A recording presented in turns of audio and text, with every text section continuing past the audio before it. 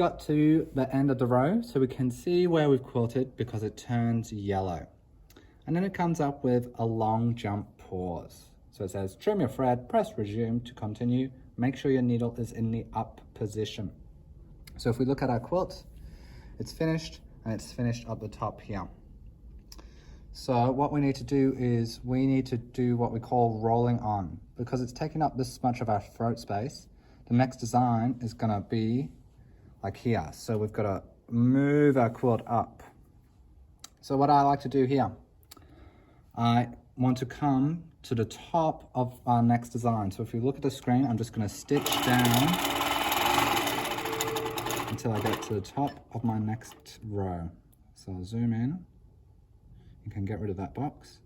And you can see my crosshair is above that next stitching line. So what I did there was just literally stitch straight down, and then I'm gonna come into that basting line. And I put my needle in the down position, all right? Next thing you wanna do, so that put a pin in the quilt. Next, we're gonna hit this one called drag. So what drag does, it puts a virtual pin on the screen. So if you look at the screen, I'm gonna just unlock my sides and you're gonna roll on.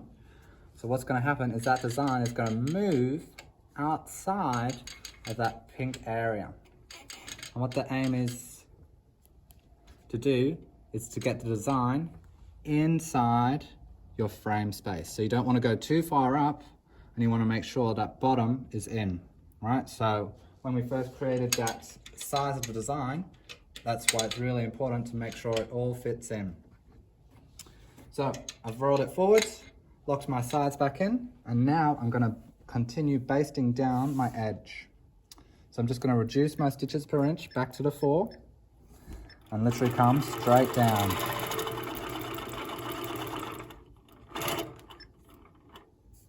And then I'm gonna trim my thread.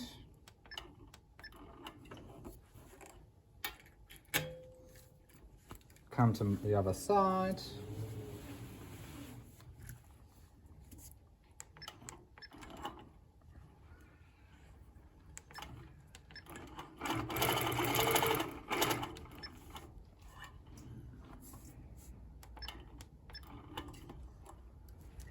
And then this is where you need to remember to put your stitches per inch back to whatever they were at. Otherwise it's gonna stitch at that 4 stitches per inch, which is not gonna look great. Oh no, you know what we didn't do? We didn't hit the drop. So our design has followed us all the way across. So that's an easy fix though, because you're just gonna come to where we dragged the needle, which was back up here, and then we're gonna hit the drop button.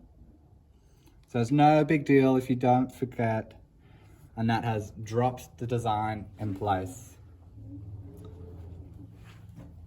So we basted all the way around the edge. We hit our resume, the machine will move, drop a stitch. We pick it up, hit resume, hold your top and bottom. It's gonna do that tie off again.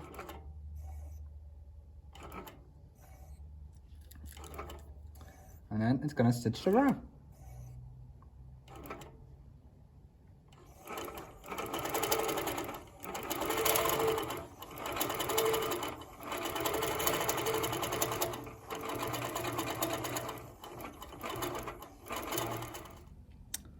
So we finished the next row. So let's show you how to do the drag and drop properly this time without forgetting to hit the drop. So we're gonna bring down our machine all the way to the top of the row and then come into where our basting was. Then put our needle down. So we put the needle in the quilt. So now we need to put the needle in the screen, which is that drag button. Unlock your sides, roll it up. So we're physically moving the quilt. And then lock it back in, making sure you don't go too far. You have to stay inside that frame space. Then I drop my stitches down, And this is what I did last time. I didn't hit the drop, so you gotta hit the drop, and that will keep that design in place. So then we can baste it all the way down. And as our design stays where it should do on the screen. So it's always important that drag and drop work together.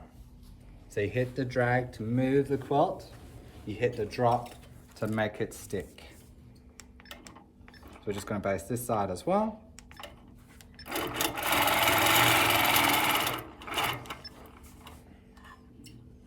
Bring up that thread again. Put up your stitches per inch. And then what we're actually going to do now is just check our bobbin. And we've still got quite a lot of bobbin left. So we could probably get another couple of rows. Put that back in. Hold our top thread. Hit the resume on the screen. The machine will move to where it needs to go. It'll drop that needle, pick up the thread, hit the resume, and then we're off again. So we've got probably another 5 or so rows of this quilt. But when the bobbin runs out, it will break, and we'll show you how to reposition from there as well.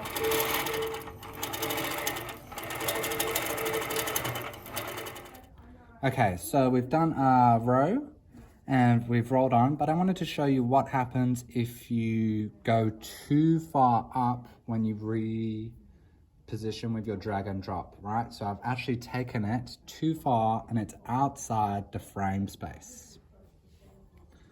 So if I hit resume, it's going to come up with an error message saying design is outside of the frame space. And you're going to go, ugh, how annoying, right? So you just have to cancel out of it, and then you just have to move your frame space, your design back into the frame space. So basically you're dragging and dropping again, but now you're doing it backwards. So you're going to release the back roller and bring your front forwards.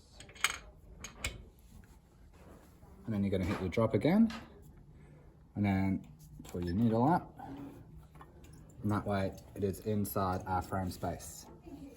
But because we cancelled out of the Pro-Stitcher, as soon as it's outside the frame space, it will cancel your Pro-Stitcher. So if we hit Pro-Stitcher run, it's going to go back to our start point, which is all the way up the top of the quilt, which is not what we want. So we need to bring that start point to the row that we need. So you go Pro-Stitcher, and then new start and end. Down the bottom, you've got your jumps. So your jumps means it will jump from each start point to the next. So you can see my green circle cross over here. It's jumping down from each start point. So I'm just going to jump it to the start point I need, and then we're ready to rock and roll. So that's how to move your start point if you do it outside the area. Exactly the same thing if you need to replace your bobbin. Say your bobbin runs out halfway through the design. Say it runs out over here. So you tie it off, tie your thread off, put a new bobbin in. Then you bring your machine back to where the thread broke. And you've got another magic button. This one here, Start Auto. So as soon as we hit that, that green circle cross comes to where your crosshair is. And if you move your crosshairs, that will follow because it's stuck. It's stuck to your crosshairs. So you need to click the auto on and then auto off, and then it will be pinned to where you were. And then you just hit your quilt, run, and away you go. So I just thought I'd show you how to do that. Move your start point if you needed to, if you were outside the design frame space, or if you needed to reposition because of a thread break. So I'm going to finish off this last row, and then I'll show you what we have to do, because this row will come to about here, and then we only need a little bit of the design. So we're going to finish off this row, and then I'll show you how to finish off the end.